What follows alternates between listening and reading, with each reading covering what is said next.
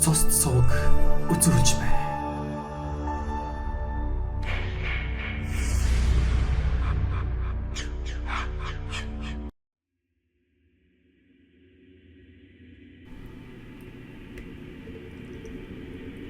Эхний зар нь хуурамч ажлын зар.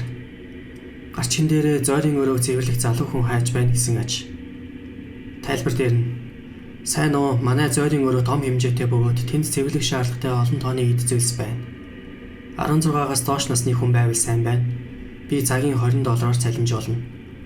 Тэнд пүүл бильярдны ширээ, зурагт автомат тоглоомнууд байгаад бол бид хамтдаа цагийг зугаатай өнгөрөөж болох юм.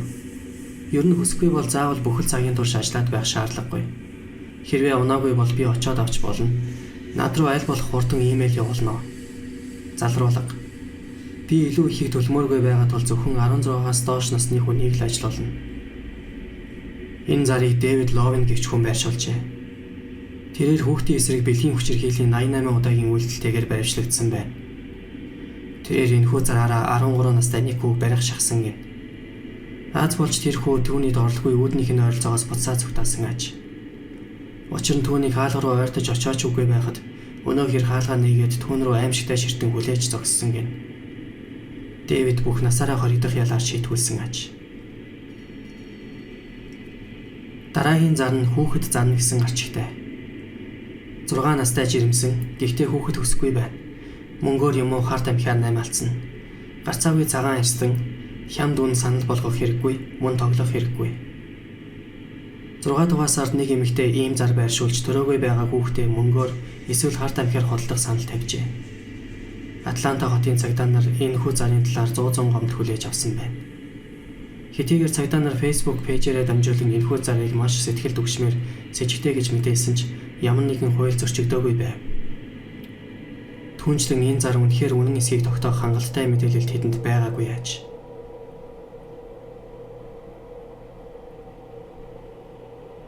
Даваагаас баасан гаригуудад өглөө 10-аас өдөр 2-ын хооронд ирээд гэр цэвэрлээд өгөх өсвөр насны охин хэрэгтэй байна. Цагийн $15-аар цалинжуулна.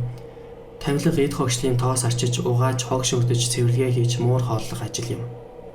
Ийм залуу наснд ажил олоход амаргүй гэдгийг би мэдэж байна. Түүнчлэн чи машин барьдаггүй байж таарна. Тиймээс би өглөөдөө гэрээс чинь очиод авч байж болно. Би өдөр 12-оос орой 8 хүртэл ажилладаг учраас өглөөдөө л уулзаж байна гэсэн үг. Надтай холбогдно гэж найдаж байна. Магадгүй гайхалтай харилцааны эхлэж болж мэдэх юм.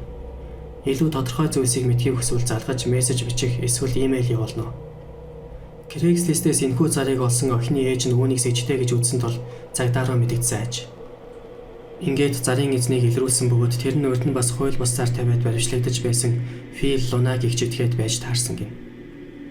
Тэрээр цагдаа нарын өгөөж болгож зарын дагуу яриулсан 11 настай охин ба түүний ээжтэй уулзахаар Флорида руу явах нисэх онгоцон суусан хойноо баригджээ. Сатанд цусаа эсвэл амь насаа өрг. Энэхүү сэтгэл түгшмээр тааруухан бичигдсэн зар нь хэн нэг бацааны тоглоом нарийн мэд санагдаж болох юм. Гэтэл энэ нь үнэн бодит зар байсан юм.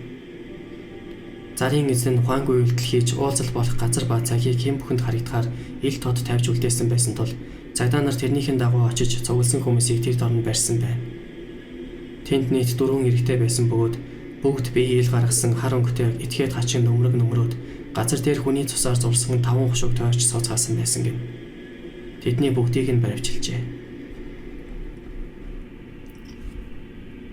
Үнгүй дугуй. Надад нэг ундаг дугуй байна. Ирээд аваарай. Төрүүлж ирсэн нь авна биз. Томоохон брендийн уулын дугуйны 2009 оны загвар. Би байшингийн арт хэсэгт хашаа төвшүүлээд тавьчихсан байгаа. Ирээд үнгүй аваарай. Хизээ гэрээсээ гараад хизээ ирнэ гэдгээл мессежээр хэлчих нь биз. Энэ зараг ийм хоргүй санагдаж болох юм. Гэхдээ хэн нэгний тавьсан үрх байсан байх магадлал өндөртэй.